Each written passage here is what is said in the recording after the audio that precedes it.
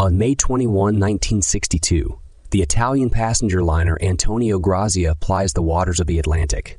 More than 1,100 people are on board. There's a festive atmosphere on the ship. Singer Francesca performs a beautiful love song and passengers dance a slow dance. A little girl named Katie is approached by the captain of the liner and invited to dance. Suddenly, someone pulls the winch lever.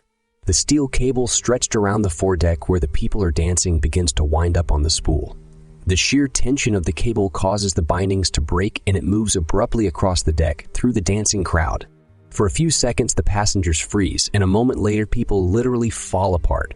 40 years later, a salvage team from the tugboat Arctic Warrior brings a floating oil platform that has suffered a breach into port. Captain Murphy orders the platform to be unhooked from the tug and returned to the ship. But Eeps disobeys the captain and dives into the water to patch the breach. Eventually, everything works out and the crew sails into port with the platform. They celebrate their return after 6 months at sea. The guys are about to go on vacation, but they are approached by a Jack, who introduces himself as a pilot of the Canadian Weather Service. He tells the crew that he is on a patrol flight over Mackenzie Bay and has discovered a huge ship that was just drifting downstream and not responding to radio signals. Jack offers them information in exchange for 20 of the booty found on the ship. Murphy talks things over with his team, and after getting a unanimous yes, they make a counter-offer to Jack in the form of 10. He agrees, and the team sets off to find the mysterious ship. A few days later, during a storm, the hero notices on the radar a large ship that disappears and then appears. No one gets in touch, and suddenly it appears right in front of them. There is no way to avoid the collision, and the towboat crashes into the side of the ship. After checking it out, the captain realizes that it is Antonio Grazia, who disappeared 40 years ago under mysterious circumstances. The liner has rusted over the years and the lifeboats have disappeared. Overjoyed by this discovery, several crew members board the lost ship and survey deck after deck, trying to figure out what happened to the ship. Suddenly, the floor collapses beneath Mander's feet, but Epps manages to grab his arm and pull him up. Through the breach, Epps spots Katie standing on the lower deck looking up at her, but in the next instant, she disappears. As they continue to explore the liner, Murphy and his team gradually become convinced that the ship has been visited before them. This is evidenced by an electronic clock found in the wheelhouse dating from after 1962. The crew returns to the tugboat and decide that after repairs from the collision, they will hitch the liner to themselves and tow it to port, making a huge profit for it. The next day, after inspecting the ship underwater, they discover a small breach that causes the liner to slowly sink. Having devised a plan, Santos stays behind to fix the tugboat's engine while the others board the ship. Splitting up, Epps finds shell casings and bullet marks in the pool. As she climbs up, she bumps into the girl again and then falls down in fear. At the noise, Jack arrives and helps her get in. After they leave, the pool fills with blood and dead people float in it. Meanwhile, communications fail and the team begins to hear someone singing on the radio. Later, Jack and Epps discover a month-old corpses in the laundry room. And another team member finds an unfinished cigarette in a woman's lipstick and thinks it's Epps' cigarette. He walks away and doesn't notice the woman in the red dress. The next find turns out to be even more incredible: several boxes of gold bars. Murphy discusses international regulations and then gives the order to load the gold onto a tugboat and abandon ship. Before the loading can begin, however, a gas cylinder valve in the Arctic Warrior's engine room opens by itself. At that moment, Epps sees Katie running across the deck and yelling for them not to start the engine. However, it is too late.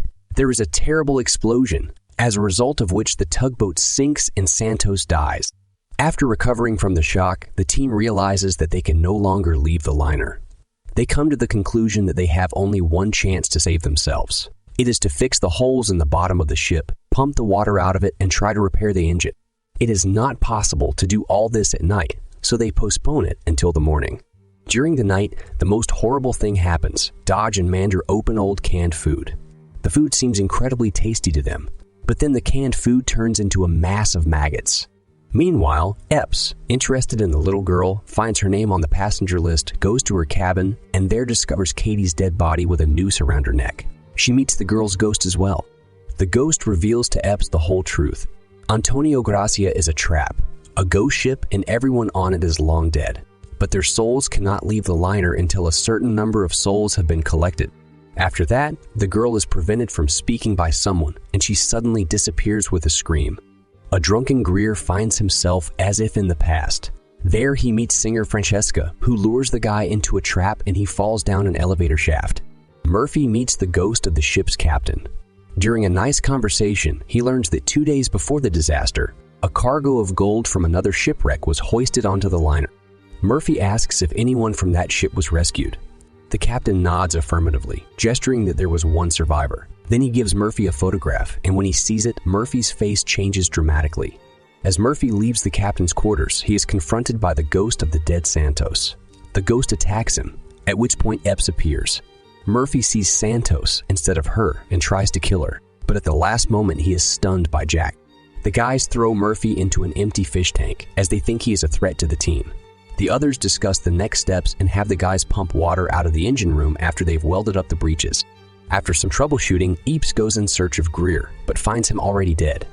At that moment, Katie reappears and, taking Epps by the hand, allows her to see everything that happened on the liner that fateful evening. It turns out that most of the liner's crew, led by the chief mate, decided to take all the gold for themselves. To get rid of the witnesses, they kill all the passengers and the rest of the crew.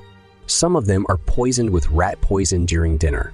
The rest were chopped up with a cable, some were shot in front of the pool, and some were simply killed in their own cabins.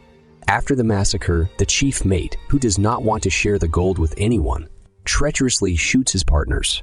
He is then killed by Francesca, and she, in turn, is killed by a man.